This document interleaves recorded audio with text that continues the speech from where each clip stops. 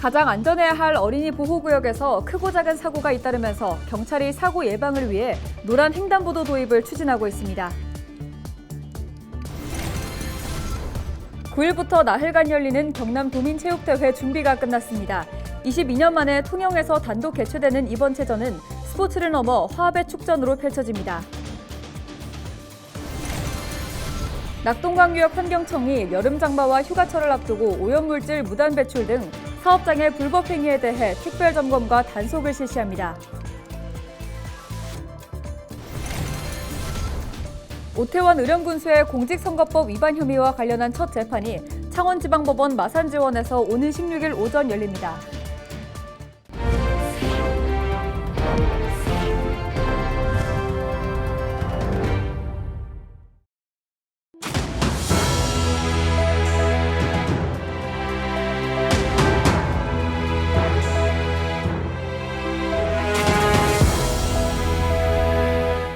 시청자 여러분 안녕하십니까? 헬로TV 경남뉴스입니다. 지난달 8일 경기도 수원의 한 어린이 보호구역, 이른바 스쿨존에서 우회전하던 버스에 초등학생이 치여 숨지는 안타까운 사고가 발생했습니다. 가장 안전해야 할 등하굣길에서 크고 작은 사고가 잇따르고 있는데요. 경찰이 스쿨존 사고 예방을 위해 노란 횡단보도를 도입하는 등 대책 마련에 나섰습니다. 표영민 기자가 보도합니다. 지난 4월 부산의 한 초등학교 앞 경사로에서 굴러온 원통형 화물이 등굣길을 덮쳐 초등학생 한 명이 목숨을 잃었습니다. 지난달 9일에는 김해의 한 초등학교 앞에서 우회전하던 차량에 학생이 치여 중상을 입었습니다. 모두 스쿨존에서 발생한 사고입니다. 이처럼 스쿨존에서 크고 작은 사고가 잇따르자 경찰이 대책 마련에 나섰습니다. 그중 하나가 노란 횡단보도입니다. 일반 흰색 횡단보도와 비교해 선명하게 눈에 띕니다. 경남에는 지난해 8월 처음 도입됐는데 반응이 좋습니다. 기존에 있는 하얀 색깔보다 노란색이 눈에 더 잘 띄니까 이렇게 초등학교 앞에는 좋은 것 같아요. 노란 횡단보도는 운전자에게 스쿨존임을 정확히 인지시켜 사고를 예방하는 취지에서 설치되고 있습니다. 경찰청이 노란 횡단보도 설치 후 실시한 설문조사 결과 차량 운전자 약 88%가 이곳이 스쿨존임을 인지했다고 답했습니다. 경남경찰청은 노란 횡단보도가 사고 예방에 효과가 있는 것으로 보고 올해 말까지 72곳으로 확대 설치하기로 했습니다. 초등학교 1개소 이상 노란색 횡단보도 갖기를 추진하게 되었고요. 우선 속도감 있는 정책 추진 위해서 초등학교 1개소씩 우선 선정하고 1차로는 23개 학교 72개소, 2차는 26개 학교 93개 횡단보도를 계획이 되어 있습니다. 경찰은 노란 횡단보도뿐만 아니라 스쿨존 표시 강화, 방호 울타리 확대 등으로 어린이들이 안전한 보행 환경을 만들어 나갈 계획입니다. 헬로TV 뉴스 표영민입니다. 화합과 도약, 평화를 상징하는 성화가 통영에서 타오르면서 경남 도민체전 개막을 알리고 있습니다. 이번 대회는 문화와 예술이 더해져 풍성하게 치러지면서 화합의 체전이란 특별한 의미가 있는데요. 22년 만에 단독 개최하며 간절하게 기다려왔던 통영에선 손님 맞이 준비도 끝났습니다. 권정숙 기자가 보도합니다.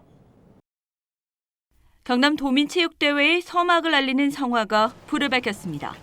봉송 주자들을 통해 통영 곳곳에서 하나로 합화된 성화는 대회 성공을 기원하며 폐회식까지 타오르게 됩니다. 우리 통영시는 시설, 환경 모든 부분에서 준비를 완료했습니다. 우리 도민들이 통영에 오시기만 하면 됩니다. 여러분들 많이 오셔서 즐기시고 먹거리 많이 드시고 가시기 바랍니다. 22년 만에 단독으로 도민체전에 개최하는 통영의 대회 준비도 끝났습니다. 역대 최대 규모로 열리는 이번 체전에 도내 18개 시군 참가 선수단만 12,000여 명. 31개 종목에서 기량을 겨루는 만큼 경기장 정비는 물론 도심과 지역민의 손님 맞이 분위기도 한껏 달아올랐습니다. 통영 화이팅! 통영 화이팅! 무엇보다 이번 체전은 스포츠를 넘어 지역민의 화합의 장으로 어우러집니다. 도민체전 기간 통영과 거제, 고성 곳곳에선 거리 공연과 행사, 전시 등 다양한 문화예술 프로그램이 이어져 새로운 축전의 모습을 선사합니다. 이번 도체부터 우리 체육 행사뿐만 아니라 문화와 예술이 어우러지는 진정한 도민 한마당 행사로 가려는 저희도 컨셉으로 잡았습니다. 모든 도민들께서 많이 참여해 주시고 저희는 끝까지 최선을 다해서 손님 맞이에 철저를 기하겠습니다. 모이자 통영으로 즐기자 경남체전이란 구호로 하나가 될 도민체전은 9일부터 12일까지 나흘간 통영 일원에서 펼쳐집니다. 통영! 화이팅! 헬로티비 뉴스 권정숙입니다.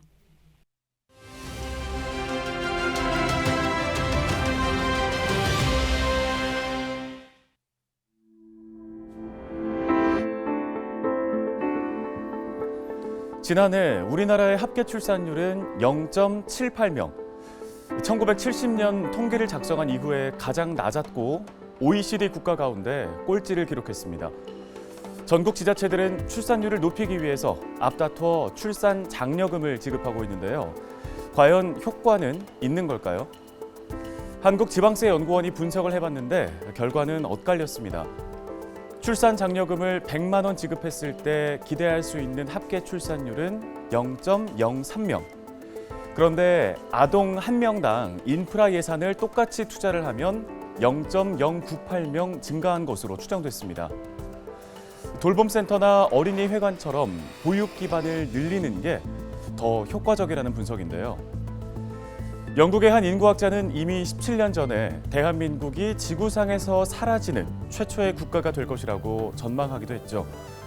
이제라도 무분별한 현금 지원보다는 장기적인 인프라 투자와 특색 있는 맞춤형 사업에 초점을 맞춰봐야 하는 건 아닐까요? 데일리 브리핑이었습니다.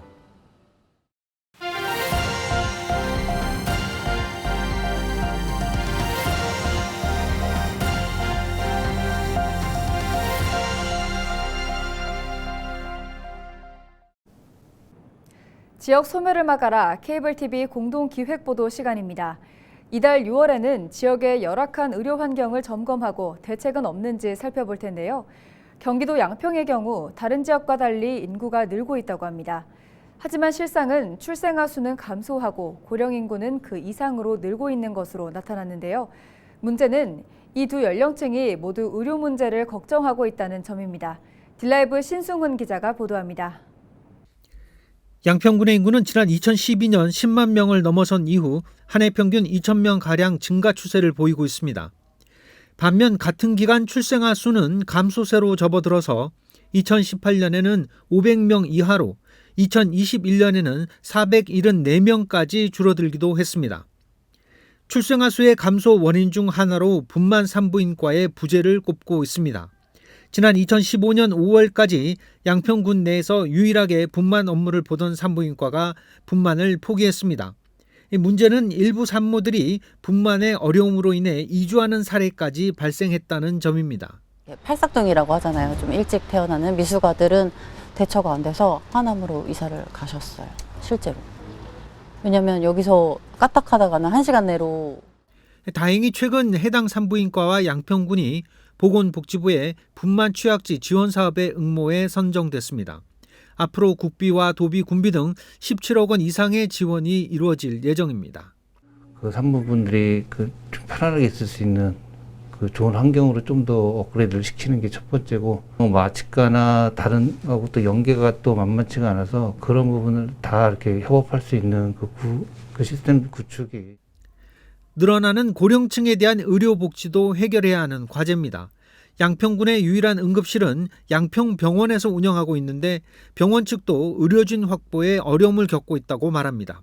그 대안으로 국립교통재활병원의 응급실 도입을 바라보고 있지만 관련법의 미비로 인해 막혀 있습니다. 우리가 교통병원에 응급실을 좀 넣자라는 의견도 있었고, 현재 양평병원의 응급실 기능을 좀 더 확대하자 이런 얘기도 있지만 어려움이 있습니다. 그래서 우리가 정부가 시행하는 그런 사업에 우리가 공모를 해서. 전원주택들의 상당수는 한적한 마을이나 산속에 자리하고 있습니다. 때문에 응급 상황이 발생할 경우 병원으로의 이송은 늦어지고 특히 고령자들의 위험도가 높은 상황. 결국 장기적으로는 분만과 소아과 등의 영유아를 위한 의료시설과 함께 응급실을 비롯한 고령층의 의료 복지 문제를 모두 해결해야만 지속적인 인구 유지가 가능할 것이라는 분석입니다. 딜라이브 뉴스 신승훈입니다. 요즘 뽕나무 열매 오디 수확이 한창입니다. 새콤달콤한 맛에 황노화 효과가 뛰어나다고 알려져 있는데요. 서부 경남 오디 농가의 경우 올해 과실이 많이 떨어져 수확량이 예년만 못합니다. 조서희 기자가 보도합니다. 짙은 보랏빛 오디가 주렁주렁 달려 있습니다. 초여름 수확하는 뽕나무 열매, 오디입니다. 그런데 오디를 분주하겠다는 손길 사이로 과실이 우수수 떨어집니다. 땅에는 오디가 수북하게 쌓였습니다. 익은 오디도 흔들어도 떨어지질 않습니다. 그리고 올해는 안 흔들도 손만 닿고 손을 따면서도 팔꿈치 닿아도 오디는 낙하하고 있습니다. 다른 오디 농가도 상황은 비슷합니다. 열매 자체가 많이 달리지 않은 데다 익지 않은 열매까지 자연 낙하되고 있습니다. 예년 같으면 하루 1톤 수준을 수확했던 시기지만 지금은 100kg도 채우기 힘든 수준입니다. 이 농가에선 이렇게 떨어진 오디들을 모아 냉동고에 넣어놨습니다. 냉동고로 같이 가보겠습니다. 이렇게 얼려진 오디가 수십 박스 그대로 쌓여 있습니다. 상품성이 없는 과실을 모아 오디 즙으로라도 만들겠다는 계획에서입니다. 이 시기 과실이 떨어지는 현상을 준드롭, 이른바 6월 낙하라고 부릅니다. 냉해 등이 원인으로 지목되고 있습니다. 씨가 정상적으로 수정되지 않은 경우 이런 현상이 벌어집니다. 최근 발생하고 있는 6월 낙과는 일조 부족, 수세 과다, 토양 수분의 과잉 또는 부족, 고온 또는 저온으로 인해 씨의 발육이 원활하지 않아 발생하게 됩니다. 경남 오디는 농작물 재해보험에도 가입돼 있지 않습니다. 재배 면적이 넓은 전라도와 안동 등을 중심으론 도입돼 있지만 경남은 제외된 것입니다. 오디 이것도 다른 작물처럼 보험이 가입되고 일이 좀 됐으면은 좋겠다 싶더라고요. 근데 오디 이거는 보험 가입이 안 되더라고. 올봄 이상 저온 현상으로 여러 과수농가에서 냉해가 확인된 가운데 오디 농가에선 피해 보상조차 기대할 수 없습니다. 농가에선 떨어지는 오디 열매를 바라보며 한숨만 내쉴 뿐입니다. SCS 조서입니다.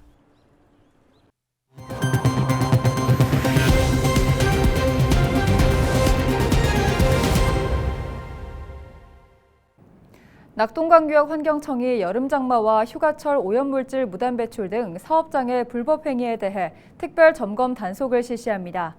대상은 상수원 수계를 비롯한 환경오염 취약 지역에 있는 부산 경남 지역 환경오염 물질 배출 사업장 40여 곳입니다. 낙동강구역 환경청은 점검 단속을 2단계로 나눠 오는 30일까지는 사전 홍보 계도 기간으로 정해 사업장 자율 점검을 유도합니다. 또 집중 점검 단속 기간인 7월부터 8월 말까지는 대상 사업장에 대한 환경 오염 행위를 점검하고 주요 하천에 대한 상시 순찰도 진행할 예정입니다. 단속에 적발되는 사업장은 행정처분이나 관할 검찰에 송치해 사법 조치할 계획입니다. 오태원 의령군수가 공직선거법 위반 혐의로 오는 16일 법정에 서게 됩니다. 오 군수는 지난해 6일 지방선거 과정에서 특별보좌관 A씨에게 900만 원을 주고 이 중 절반은 선거운동용 문자메시지를 보내는 데 쓰고 나머지는 개인적으로 사용한 혐의로 기소됐습니다. 이 사건은 검찰에서 증거 불충분으로 불기소 처분을 내렸으나 법원이 고발인의 재정 신청을 일부 받아들이면서 재판이 열리게 됐습니다. 공직선거법 위반 혐의에 대한 첫 재판은 창원지방법원 마산지원에서 오는 16일 오전 진행됩니다. 한편 여기자를 추행한 혐의로도 재판을 받는 오 군수는 현재 징역형인 1심에 항소한 상태로 항소심 첫 재판은 오는 27일 창원지방법원에서 열릴 예정입니다.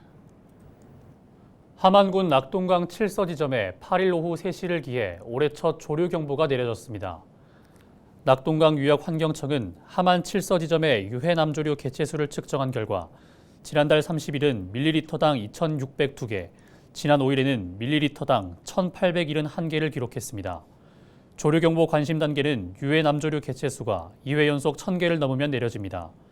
낙동강 유역환경청은 여름철 수온 상승과 함께 지난달 강우량이 많으면서 남조류 개체수가 늘어난 것으로 분석했습니다. 이어서 AI 아나운서가 전해드리는 날씨와 생활입니다.